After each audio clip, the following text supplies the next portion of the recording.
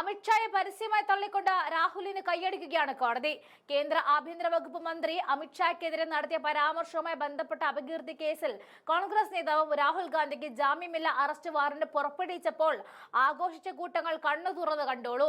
അമിത്ഷായ്ക്കെതിരെ അപകീർത്തി പരാമർശങ്ങൾ നടത്തിയെന്ന കേസിൽ രാഹുൽ ഗാന്ധിക്ക് ജാമ്യം അനുവദിച്ചിരിക്കുകയാണ്. ഇത് രാഹുലിന്റെ വിജയവും അമിത്ഷായുടെ തോൽവിയുമാണ്.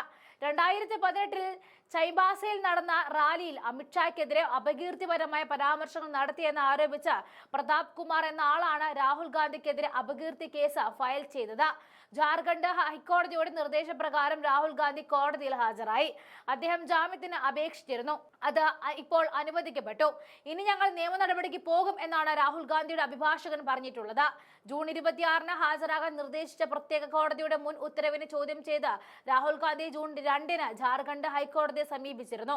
ജൂൺ 10-ന് അദ്ദേഹത്തിന്റെ അഭിഭാഷകൻ തന്റെ കക്ഷിക്ക് അന്നേ ദിവസം ഹാജരാകാൻ കഴിയില്ല എന്നും പകരം ഓഗസ്റ്റ് 6-ന് ഹാജരാകാൻ അനുവദിക്കണമെന്നും ഹൈക്കോടതിയിൽ അഭ്യർത്ഥിച്ചു.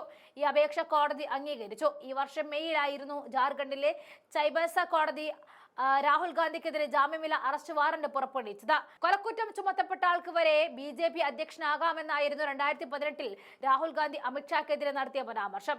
കോൺഗ്രസ് പ്ലീനറി സമ്മേളനത്തിൽ വെച്ചായിരുന്നു പരാമർശം നടത്തിയത്. കഴിഞ്ഞ മാസമായിരുന്നു സൈനികർക്കെതിരെ അപകീർത്തിപരമായ പരാമർശം നടത്തിയെന്ന കേസിൽ ലോക്സഭാ പ്രതിപക്ഷ നേതാവ് രാഹുൽ ഗാന്ധിക്ക് ലക്നൌവിലെ കോടതി ജാമ്യം അനുവദിച്ചത്. 2022-ലെ ഭാരത് ജോഡോ യാത്രയ്ക്കിടെ ഇന്ത്യൻ സൈന്യത്തെക്കുറിച്ച് അപകീർത്തിപരമായ പരാമർശം നടത്തിയെന്നാണ് കേസ്. ഇത് രാഹുലിന്റെ 2 മാസങ്ങൾക്കിടയിലെ രണ്ടാമത്തെ വിജയമാണ്. ബോർഡർ റോഡ്സ് ഓർഗനൈസേഷൻ ഡയറക്ടറായിരുന്ന ഉദയ് ശങ്കർ ശ്രീവാസ്തവ സമർപ്പിച്ച മാനനഷ്ട കേസിലായിരുന്നു രാഹുലിന് കഴിഞ്ഞ മാസം ജാമ്യം കിട്ടിയത്. അരുണാചൽ പ്രദേശിൽ ചൈനീസ് സൈന്യം ഇന്ത്യൻ സൈനികരെ മർദ്ദിക്കുകയാണെന്ന് രാഹുൽ ഗാന്ധി പറഞ്ഞെന്നും ഇതിനെ ഇന്ത്യൻ മാധ്യമങ്ങൾ ചോദ്യം ചെയ്തില്ല എന്നും ഉദയ് ശങ്കർ പരാതിയിൽ പറയുന്നുണ്ട്. 20,000 രൂപയുടെ സ്വന്തം ജാമ്യം അതേ തുകയ്ക്കുള്ള 2 ആൾജാമ്യം നൽകണമെന്ന വ്യവസ്ഥയിലാണ് ജാമ്യം അനുവദിച്ചത്. കേസിൽ അടുത്ത വാദം ഓഗസ്റ്റ് 13-ന് നടക്കും.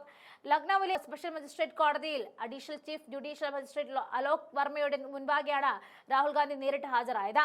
നേരത്തെ നടന്ന 5 ഹിയറിംഗുകളിൽ അദ്ദേഹം ഹാജരായിരുന്നില്ല. 2025 ഫെബ്രുവരിയിൽ മാനനഷ്ട കേസിനെയും MP MLA കോടതി പുറപ്പെടുവിച്ച സമൻസിനെയും ചോദ്യം ചെയ്തുകൊണ്ട് രാഹുൽ ഗാന്ധി ഹർജി സമർപ്പിച്ചിരുന്നു. ഇത് തള്ളിയ ഹൈക്കോടതി ഇന്ത്യൻ സൈന്യത്തെക്കുറിച്ച് അപകീർത്തിപരമായ പ്രസ്താവന നടത്തുന്നത് ആവിഷ്കാര സ്വാതന്ത്ര്യത്തിനുള്ള അവകാശമല്ല എന്ന് നിരീക്ഷിച്ചു. കനത്ത സുരക്ഷയാണ് കോടതിയിലും പരിസരത്തും രാഹുൽ ഗാന്ധിക്ക് അന്ന് ഒരുക്കിയത്. എന്തായാലും രാഹുലിനെ വിജയിച്ചുകൊണ്ട് അമിത്ഷായെ തേച്ചൊട്ടുകയാണ് കോടതി എന്ന് പറഞ്ഞാൽ മതിയല്ലോ.